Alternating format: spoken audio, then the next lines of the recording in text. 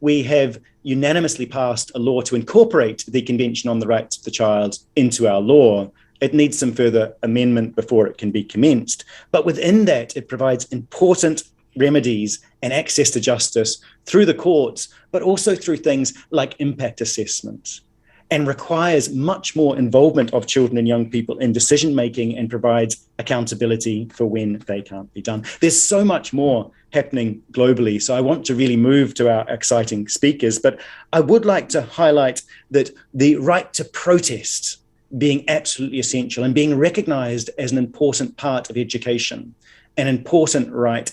And children and young people have really led the way as human rights defenders on climate justice, challenging adults to be better. And the European Network of Ombudspersons for Children, which is 43 members across the Council of Europe area, has chosen climate justice as our topic for this year. And so it's hugely exciting that we're gathering here today, children, young people, civil society, policymakers, ombudspersons, representatives from UN bodies and UN mandate holders, people who are passionate about climate justice, to recognize the role, the leadership role that children and young people are playing, and to work, to commit to ensuring that access to justice, access to climate justice, and access to a remedy are achieved. It's my huge pleasure to introduce you to our first session with Molly, Maya and Ben, who are amazing. They're members of the Children's Parliament here in Scotland. They've been doing incredible work, meeting with decision makers, making their voices heard. They're sitting in the other room. My job's going to be to make sure that they've got enough snacks, energy to keep going.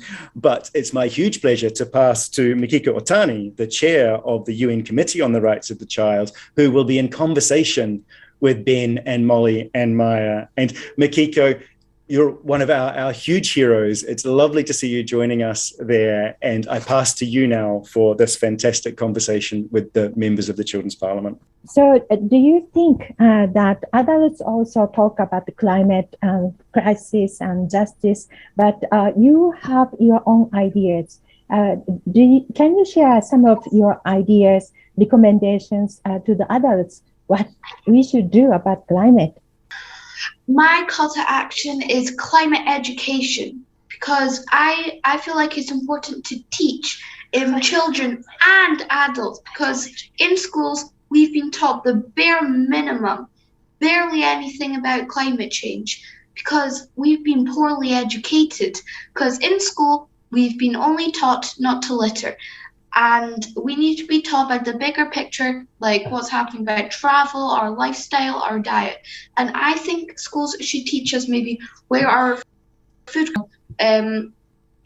what things that we can do to help. And we adults should listen to also more children, because it is our generation that climate change is harming most. Dear children and youth, your engagement and activism are remarkable.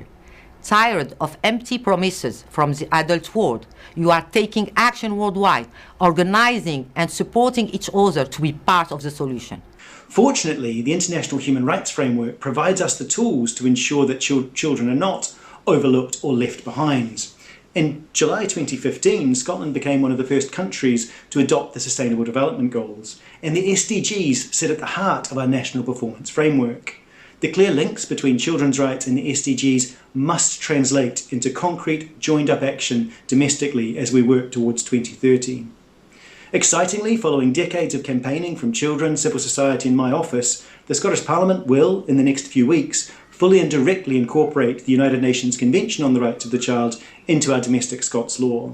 This will make the Convention directly enforceable at all levels of decision-making and bring a new level of accountability against human rights standards. All children should know that there are happy gay people in the world, some of whom might be mummies and daddies, brothers, sisters, aunts and uncles. They should know that it's okay for two men or two women to love each other. It's simple, and it will allow them to grow as accepting people in a world where diversity and uniqueness are celebrated.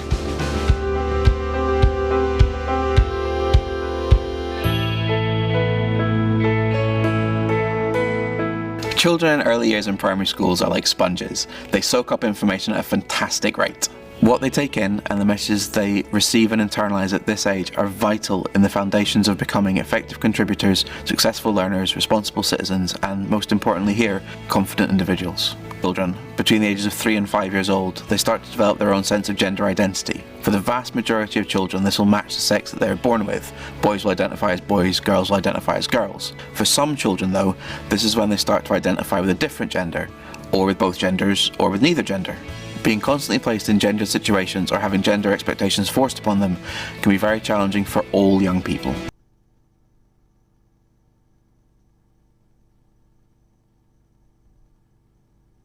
It all starts with education. We have what's called a curriculum for excellence in Scotland. That's our school curriculum, and in summary, that is intended, before we get to the knowledge it's giving young people, it's intended to educate young people to be responsible citizens, to understand the world around them so that they can then influence that world. I think we've got more to do in Scotland to have a properly integrated approach to climate so that young people understand all of the connections between climate change and gender policy and inequality. So we're still working to improve that, to embed climate education into everything that young people are learning, because that, again, just showing the power of education is key to then empowering them to make the change that is needed, can then influence that world. I think we've got more to do in Scotland to have a properly integrated approach to climate so that young people understand all of the connections between climate change and gender. A curriculum for excellence in Scotland. That's our school curriculum, and in summary, that is intended, before we get to the knowledge it's giving young people, it's intended to educate young people to be responsible citizens. That is intended, before we get to the knowledge it's giving young people, it's intended to educate young people to be responsible citizens. Presiding Officer, the nature of Curriculum for Excellence is that it relies heavily on the concept of interdisciplinary learning. So understanding climate change encompasses, through the broad general education, understanding of science about the life in the outdoors, about the use of resources, about the science behind all of the questions of use of resources. So there's a broad opportunities for that to be the case. This morning I launched the Learning for Sustainability Action Plan.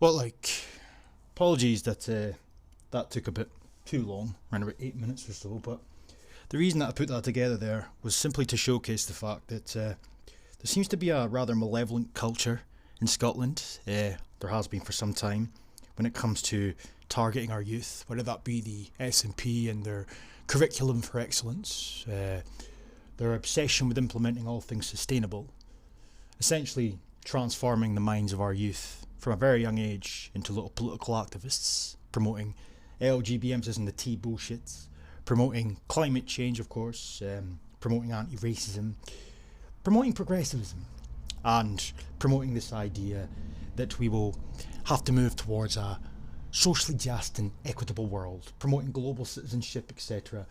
And then, of course, we've got people such as the Commissioner for Children's Rights in Scotland, a man from a group who proclaims, and they proclaim, that they are totally independent of government and the United Nations. Yeah, you could have fooled me. And their job really is to empower children and to talk to no end about sustainability and climate change, and, you know, the list goes fucking on. The UNCRC, etc. But the point is that there seems to be a never-ending attempt to target the youth. And this was brought to my attention from, I watched No Chance's video earlier on. Some of the things that I included at the beginning of the video, in that wee compilation thing, if that's what you want to call it, that's what I was actually watching. Stuff to do with the Children's Human Rights Commissioner, whatever the fuck he's called. But I stumbled across No Chance's video. I genuinely wasn't even aware that this was a thing. But as you can see in the screen here, SNP ministers have been urged to scrap school sex census linked to named persons state snoopers. Now, I've done a bit of digging for about best part of an hour, and I can't find anything really in terms of like the questions. So it's not been made public. I think there was a leak of sorts that was put out to one or two newspapers from a concerned parent, and there's a few of the questions that have been presented in some of the articles, but in terms of the thing in full, no, it's as far as I can tell anyway, it's not accessible at present. But this is what it is here: the Health and Wellbeing Census, and this was published on the 19th of February 2020. And it goes on to say here that we want all children, this is the Scottish Government's website of course, we want all children and young people to be confident individuals, successful learners, effective contributors and responsible citizens. Learning in health and well-being through Curriculum for Excellence ensures that children and young people develop the knowledge and understanding, skills and capabilities and attributes which they need for mental, emotional, social and physical well-being now and in the future. You know, yada yada. Health and well-being isn't a single subject or class, but under Curriculum for Excellence is organised into 6 areas. This is beautiful. You know, it goes on and on and on and on and on. But it goes on to say here, therefore, the gathering and sharing of this data with the Scottish Government will assist the Scottish Government with having statistical and research data as part of their public task and planning for and implementing national policies, develop better understanding on some of the factors which influence pupil attainment and achievement, help target resource better, provide a window on society, the economy and on the work and the performance of government by publishing statistical publications and additional tables about the health and well-being of children and young people living in Scotland. But one of the things I did find relatively interesting was where it says, can parents, carers, children and young people object to the processing of children and young people's health and well-being data? No, is the simple answer. If children and young people take part in this survey, then as the processing the statistical data is necessary for the performance of a task carried out for reasons of public interest. Can parents, carers, children and young people ask for data you hold about the health and well-being of children and young people to be deleted? No, again. Can parents, carers, children and young people ask to see what data you hold about the health and well-being of children and young people? No. And then it goes on to say as well here that because this is really the thing that I want to bring attention to, is the fact that some of these questions, like the few that I've been able to find, are relatively crass, and funnily enough, the vast majority of councils in Scotland seem to be agreeing with me on that front. But this bit here goes on to say, however, if analysts within your local authority see anything in the answers provided by some children and young people that raises some concerns, they may need to do something to help those individuals. This would be the only time that the identity, fucking terrible spelling, of individual children and young people would be sought by identifying these individuals from a separate database that holds the names of children and young people together with their Scottish candidate number, and for within which the local authority also has access to. You know? So some of these questions, as I said, relatively crass, and let's just say, hypothetically speaking, that children did answer honestly. Well, there's every possibility that you're going to have somebody chapping at the door, metaphorically speaking, potentially. So an article here from the Press and Journal seems to have probably the most screen grabs off the questions. If there's another article out there that's got more, then I'm not aware of it. But it says here that the survey is for pupils in 4th, 5th and 6th years, and councils would administer it. The youngest 4th year pupils can be 15. Councils can choose which questions to ask, and children and parents can opt out completely. A group set up by the Scottish Government created the questions in the poll. The group includes their own representatives and analysts, Public Health Scotland, local authorities, schools and Education Scotland. So it goes on to say here, the first set of questions ask, does your current boyfriend or girlfriend do any of the following things? Make you feel safe and respected, encourages you to do things you enjoy, constantly checks where you are, puts you down when you are together or in front of people, puts pressure on you to do sexual things, tries to or limits the time you spend with friends, comments negatively on how you dress. People have varying degrees of sexual experience. How much, if any, sexual experience have you had? None? Small amount, e.g. kissing, some intimate touching, etc. Some experiences but no sexual intercourse. More experiences, including oral sex. Vaginal or anal sex, or prefer not to say. Well, depending on how S4 pupils answer the previous question will determine which of the following questions they see. For example, S4 pupils who say that they have had vaginal or anal sex will see the questions highlighted in blue, purple and grey. S4 pupils who say more experiences including oral sex skip the blue questions and go straight to the questions in purple and then grey. S4 pupils who do not respond with more experiences including oral sex, etc. will skip the questions in blue and purple and go straight to the questions in grey. Okay. And it goes on to say here, depending on their answers, pupils may then be asked, the most recent time you had vaginal or anal sex? Did you or the other person use a condom? This question does not apply to me. Yes, no, don't know, etc. The most recent time you had penetrative vaginal sex, did you or the other person use anything to prevent pregnancy? Yes, no, don't know. This question does not apply to me. The most recent time you had penetrative vaginal sex, which of these forms of contraception did you or the other person use to prevent pregnancy? Vaginal ring, hormonal patch, contraceptive pill, injection, condom, implant. It's like, wow. The most recent time you had penetrative vaginal sex, did you or the other person use any of the following to try to prevent pregnancy? Fertility withdrawal, e.g. pulling out. Emergency contraception, something else, don't know. Have you had vaginal or anal sex? More than once? Yes, no, prefer not to say. It's fucking unbelievable. It really is unbelievable. I'm not surprised though. Again, depending on earlier answers, pupils may then be asked, how old were you when you had sex for the first time? 13 or younger? 14, 15, 16? Don't know, prefer not to say. When you first had sex, would you personally say you wanted it to happen earlier, you wanted it to happen at that time, you would rather have had it later, you did not ask yourself that, prefer not to say? Did you drink alcohol or use drugs before you had sex for the first time? Yes, no, etc. How old were you when you first... I'm sorry, I've read that. And then the final questions that this website or article provides is that which of the following best describes you? I find it easy to say no to having sexual experiences I don't want. I find it easy to ask for help regarding sexual health issues. I find it easy to get information on sexual health. I find it easy to say what I want in relationships. Now, as the days have gone on, more and more councils have announced that they're either postponing it until they've reviewed it, or they've just outright decided that they're not going to allow children in their constituency to have access to this census type thing, courtesy of the Scottish Government. For example, here we have a sex survey for Inverclyde people suspended after complaints.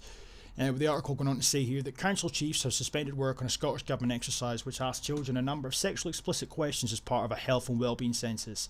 Amid serious concerns, Senior Councillor Chris McKinley, today's Slam Government ministers over the grotesque content. The census was to be completed across the district by children from primary 5 to 6th year, with separate questionnaires for different age groups, but children from 14 upwards are asked questions like how many sexual partners they've had in the last 12 months. There are also individual questions on specific sex acts, the details of which are too graphic to publish in a family newspaper. Specific sex acts, But as I said, this does not surprise me from the Scottish Government. This is the same Scottish Government that are promoting the LGBT emphasis in the teen school, going so far as to even talk about anal sex and oral sex, etc. in sex education. Things that I really don't think have any place in schools whatsoever. Sex education used to be about the birds and the bees. Now it's about sex and pleasure and masturbation and mutual masturbation, etc, etc, etc. Porn, pornography. The list goes on. It's just fucking wow. The government has no right to ask children these questions. In a note to parents, the government says they have the legal powers to request data with regards to the health and well-being of children and young people being educated in Scotland schools from local authorities. In reply, Council has confirmed that the matter will now go before a meeting of the Education Committee, which includes Council's parents and church representatives. Council spokesperson said, "We are aware of sensitivities within some of the suggested questions from the government for senior phase secondary school pupils only. There are different sets of questions depending on the ages and stages of the young person. We've had confirmation from the government that local authorities can change the questions in the National Health and Wellbeing Survey, so we are taking the opportunity to review the suggested questions and compare with questions asked in the previous surveys." I think that's what Edinburgh are doing, or Lothian anyway. They're just removing that element of it, but still ploughing on ahead with the actual census / test, whatever it is. Where's the other article? Sorry. 8 of Scotland's 32 local authorities have refused to take part in the Scottish Government's health and wellbeing census for children amidst calls for a boycott over its use of sexually explicit questions. They're among 21 that have failed to commit to taking part in the census, with 12 reviewing its contents and another one distributing it with changes. Only 10 have told the Herald that they are to distribute the survey as provided by the government, as concerns continue to be raised about sex experience questions. Falkirk Council said yesterday it has withdrawn the survey, having begun to distribute it following concerns raised. Fife Council, which had initially committed to distributing the survey in the next few months, has done a U-turn and is to delay until some questions it contains can be scrutinised further. Aberdeen and the Highland Council have confirmed it will not be participating and said it was committed to producing its own wellbeing assessments. With a government-sanctioned census asking questions only meant to be filled out by children as young as 14 about their sexual experiences, with one question aimed at pupils in S4 and S6 saying, people have varying degrees of sexual experience. How much of any sexual experience have you had? Multiple choice answers include oral and vaginal or anal sex.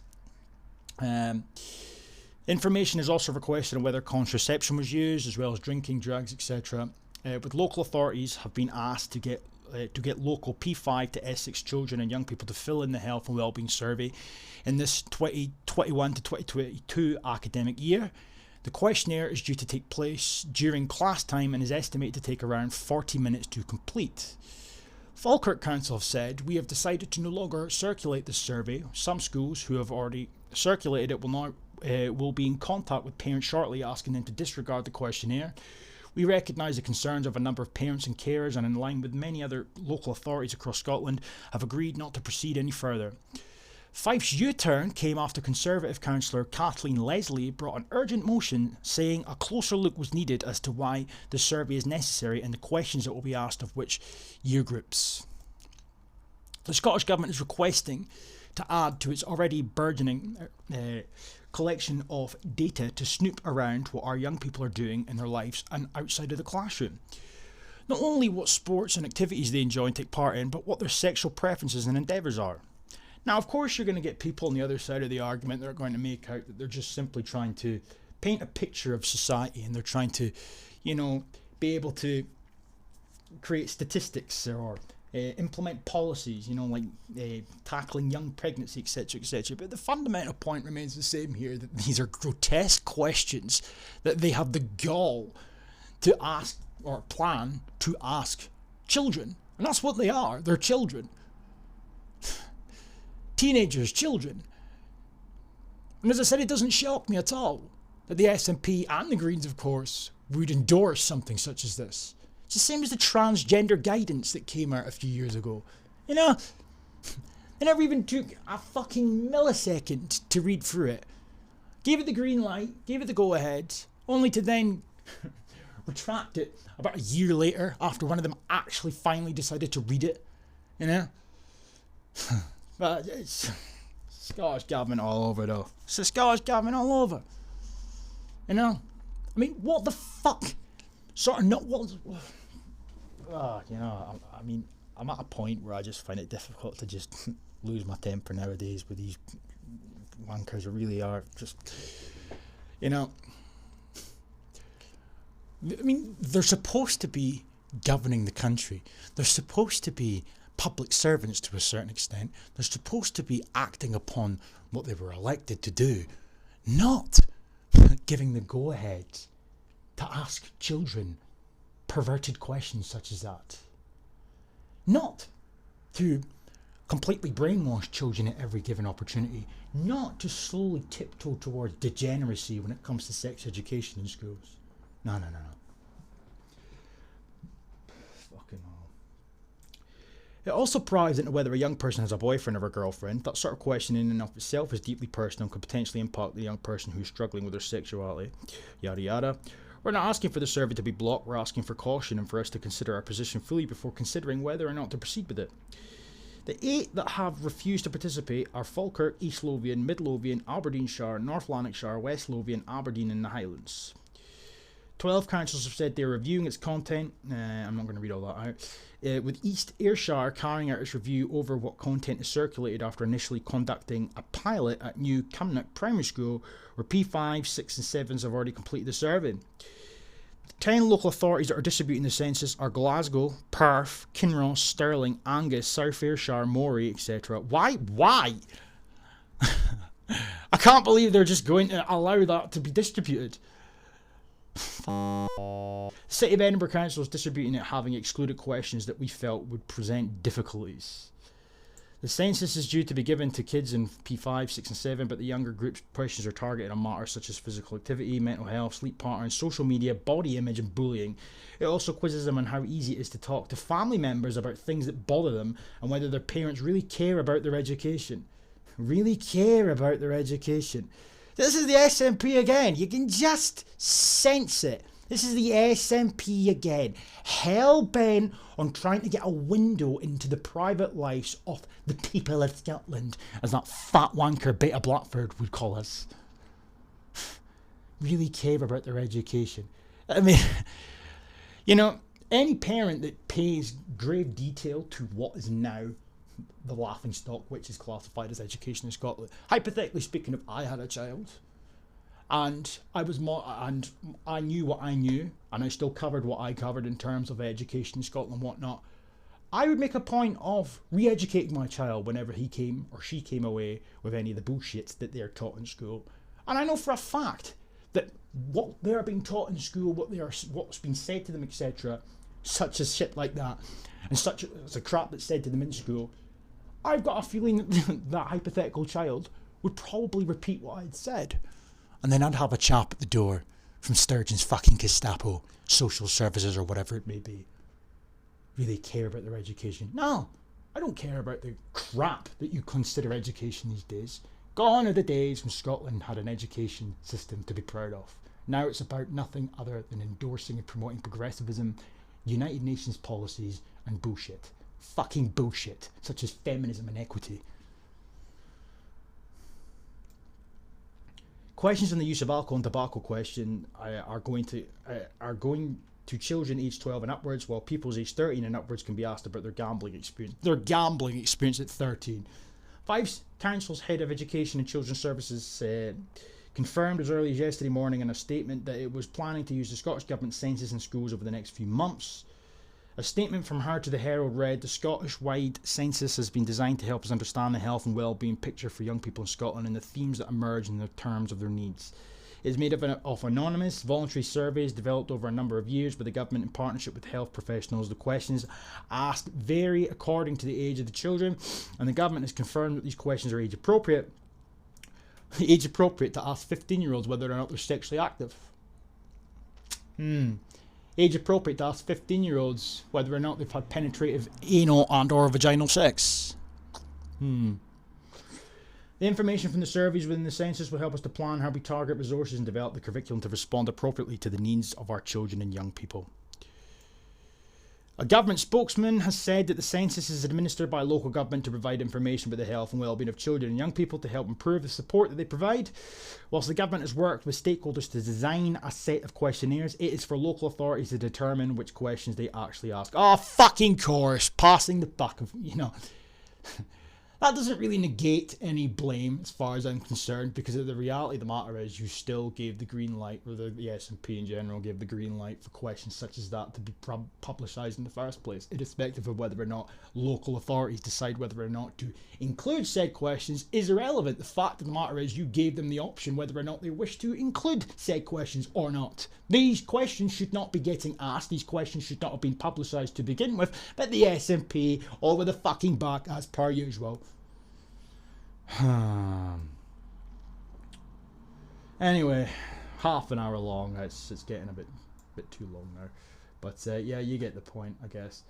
This is the latest instalment of Rainbow Unicorn Land's SNP. Sexual questions for 15-year-olds and above. And as some of these articles have made reference to, some of these questions are not allowed to be put into said papers because they're a bit too rude, crass and grotesque. But what they apparently include anyway, allegedly, is things such as sexual positions and whatnots. The relevancy to ask children questions such as this is lacking. Peace.